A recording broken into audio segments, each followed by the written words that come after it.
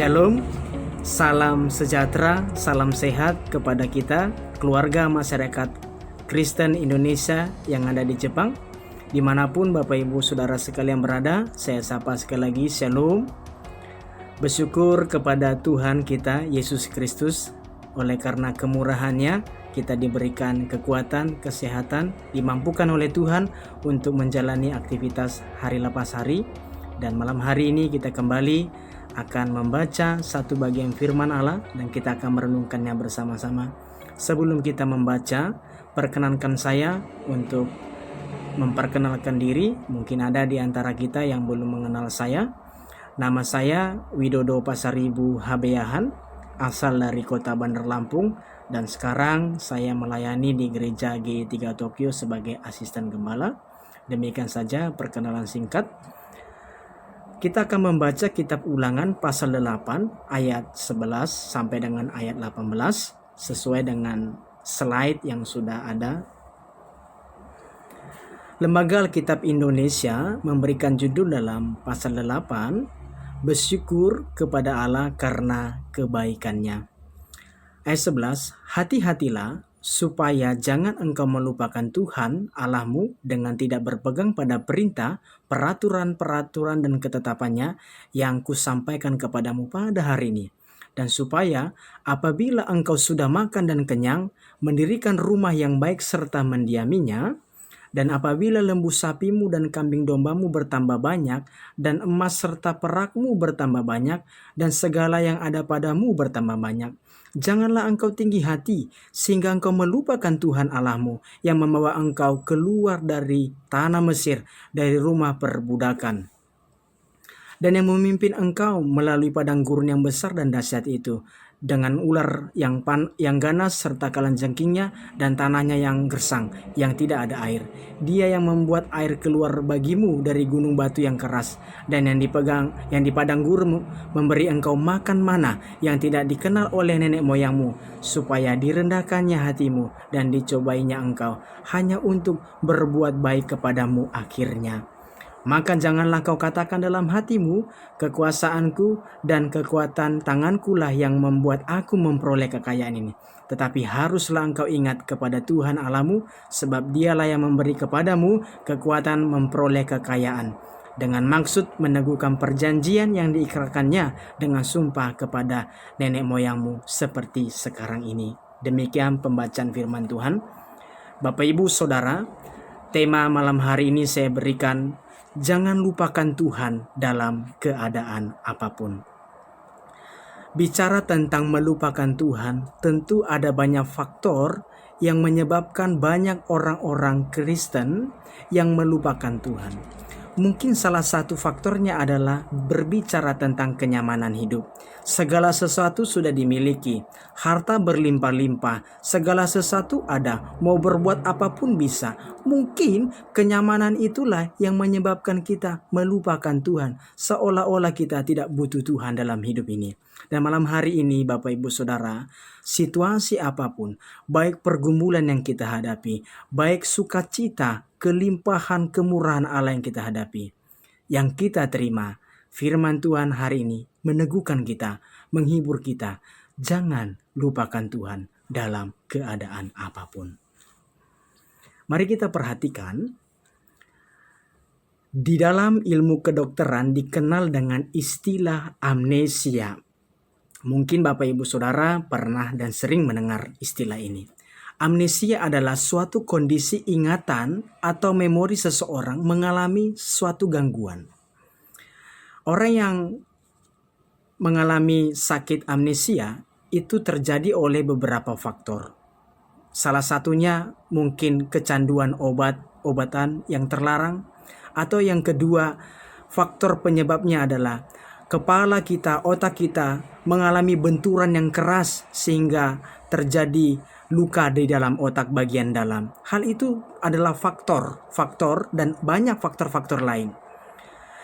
Penyakit amnesia ini memang adalah penyakit yang tergolong penyakit yang biasa, akan tetapi akan mengakibatkan fatal sehingga gangguan ingatan lupa akan terjadi oleh si penderita yang tidak normal apabila tidak dirawat dengan secepatnya.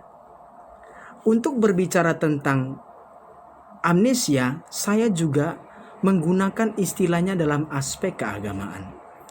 Itu saya buat dengan istilah amnesia rohani. Maksud saya apa? Amnesia rohani adalah melupakan Tuhan. Dan kita akan membahasnya dalam firman yang sudah kita baca tadi. Dalam ayat 11 dikatakan, hati-hatilah supaya jangan engkau melupakan Tuhan Allahmu. Jangan melupakan, dalam bahasa Ibraninya itu menggunakan kata sakah. Artinya ialah forget, lupa, ignore, mengabaikan, atau wither, menghina. Musa merasa bahwa perlu untuk menulis bagian firman Allah ini. Karena apa? Karena Allah tahu bahwa bangsa Israel memiliki potensi besar untuk melupakan Tuhan ketika mereka memperoleh negeri Palestina yang berlimpah dengan harta kekayaan, berlimpah dengan kenyamanan. Maka kekayaan dan kemegahan negeri Palestina itulah berpotensi besar membuat bangsa Israel kerap untuk melupakan Tuhan. Kita tahu bahwa bangsa Israel digambarkan sebagai bangsa yang tegar tengkuk, bangsa yang keras kepala, bangsa yang sering melupakan Tuhan, tidak tahu diri. Ketika hidup susah berseru kepada Tuhan. Pada waktu Tuhan memulihkan negeri mereka, mereka pun memberontak kembali. Itu gambaran bangsa Israel. Pertanyaannya adalah, apa yang harus senantiasa kita upayakan supaya kita tidak melupakan Tuhan dalam hidup kita? Saya mencatat ada 3 hal. Yang pertama, kita harus senantiasa mawas diri. Mawas diri ini ada di ayat yang ke-11 dan sampai ayat 13. Tapi kita perhatikan ada kata, hati-hatilah supaya jangan engkau melupakan Tuhan. Hati-hatilah ini sebagai peringatan yang Allah berikan kepada bangsa Israel agar mereka senantiasa mawas diri. Mengapa demikian? Karena di dalam firman Allah ayat 11, 12, 13 dicantumkan ada beberapa hal yang bisa membuat bangsa Israel atau umat Tuhan melupakan Tuhan. Yang pertama, perihal makanan. Kita tahu bahwa dalam pembacaan firman Tuhan ini ada kisah-kisah yang dikatakan. Di ayat yang ke-15 dikatakan, Dia yang memimpin engkau melalui padang gurun. Sebelumnya di ayat yang 14 dikatakan bahwa Allahmu yang membawa engkau keluar dari tanah Mesir. Tanah Mesir adalah di mana mereka dalam masa perbudakan. Mereka bekerja sebagai seorang buruh dan mereka mengalami banyak penderitaan. Mereka lapar di padang gurun, mereka hidup dalam kepanasan. Malam hari mereka kedinginan karena tidak ada pepohonan. Siang hari mereka kepanasan, mereka haus. Di sana tidak ada air, bahkan di sana hanya ada ular-ular ganas dan kalajengking yang berbisa, yang bisa menyerenggut nyawa mereka. Yang kedua adalah di padang gurun. Tuhan memberikan mereka mana, makanan. Mana adalah makanan dari surga. Di mana bahwa bapak leluhur tidak mengenal mana. Karena dikatakan bahwa bapak leluhur nenek moyang mereka tidak mengenal itu.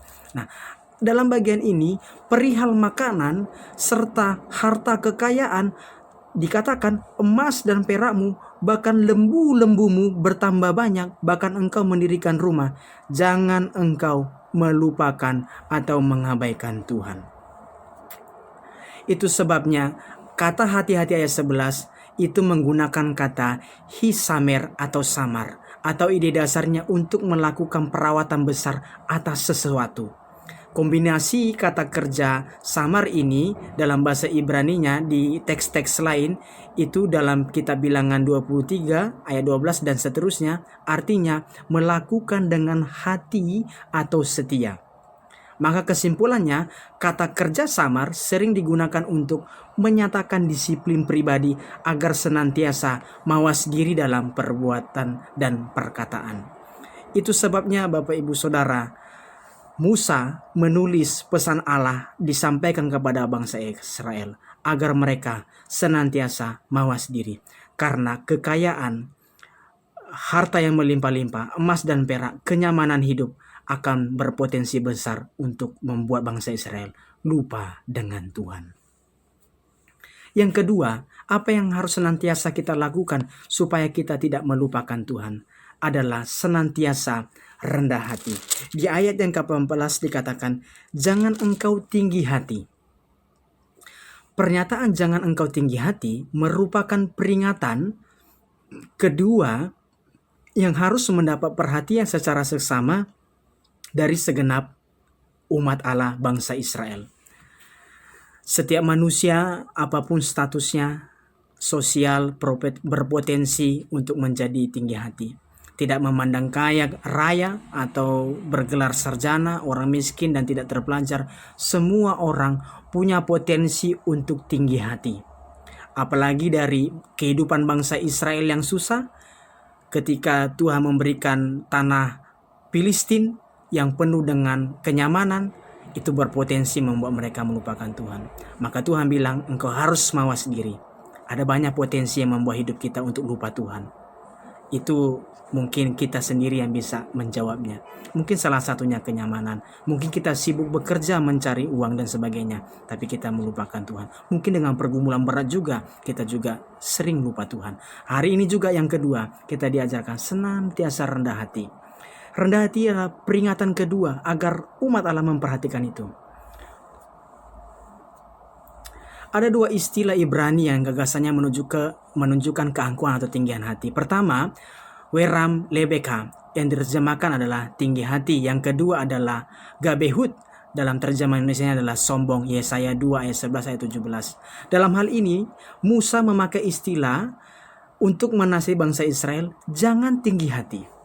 Karena ini berkaitan dengan hati bangsa Israel. Bangsa Israel yang begitu lemah, yang mudah diombang-ambingkan dengan situasi. Baik susah, mereka memberontak kepada Tuhan, menyembah kepada para Baal, kepada dewa-dewa, kepada setan dan sebagainya. Ketika mereka hidup nyaman, mereka pun lupa Tuhan. Ini bangsa Israel. Maka hati mereka mudah diombang-ambingkan dengan situasi. Maka Musa menulis pesan Tuhan agar mereka senantiasa merendahkan diri di hadapan Tuhan.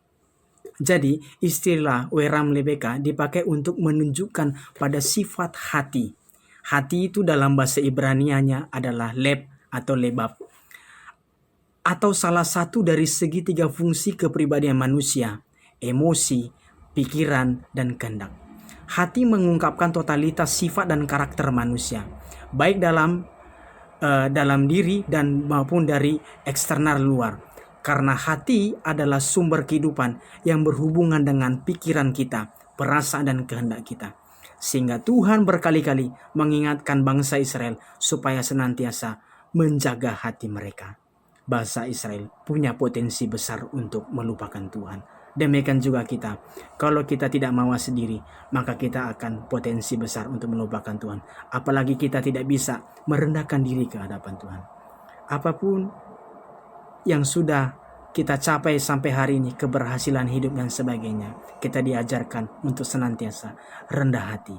Karena apa? Karena Tuhan bilang, engkau jangan sampai berkata bahwa kekuasaankulah dan kekuatan tangankulah yang memperoleh kekayaan dan kenyamanan ini. Tuhan mau agar kita merendahkan diri bahwa semua yang kita miliki, semua yang terjadi dalam kehidupan kita adalah karena rencana Allah yang baik. Mari senantiasa kita rendah hati.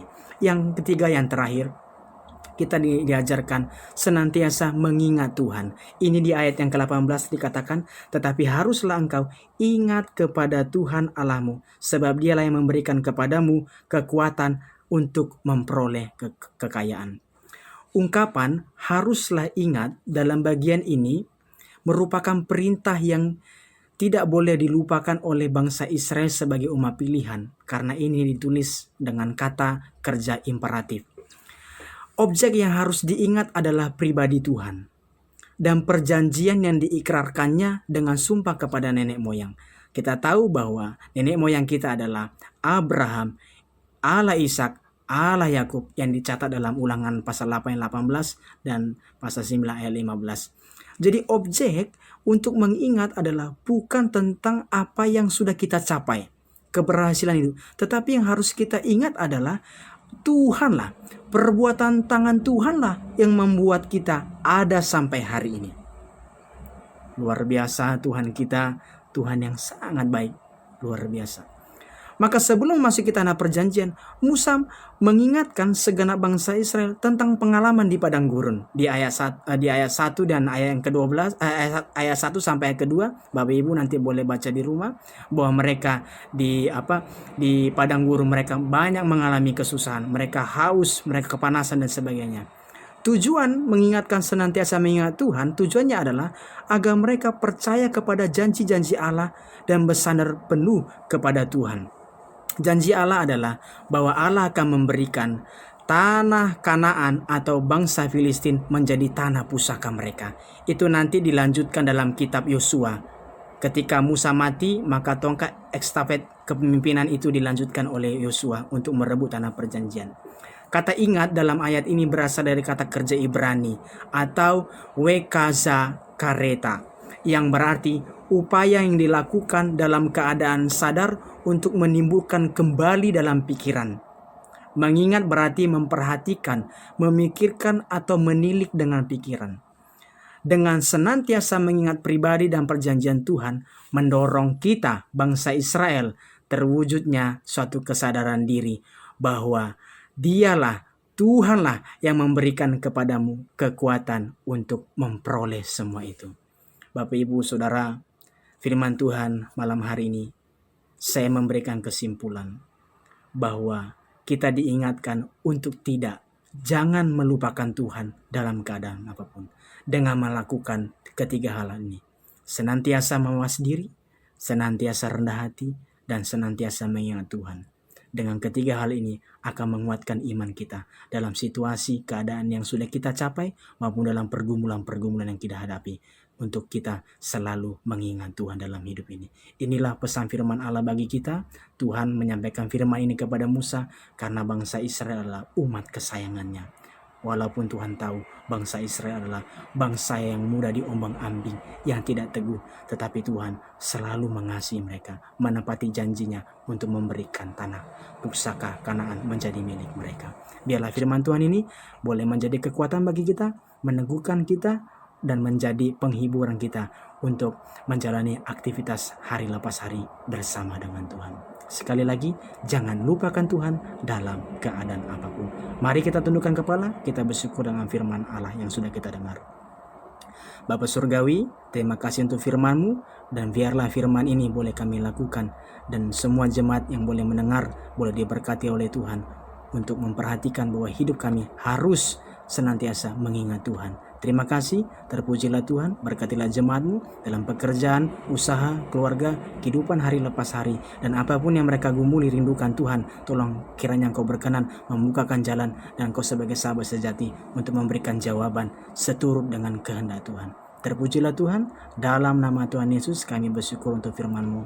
Haleluya, amin. Firman Tuhan selesai. Saya sapa sekali lagi. Shalom, selamat beraktivitas. Tuhan Yesus memberkati kita sekalian.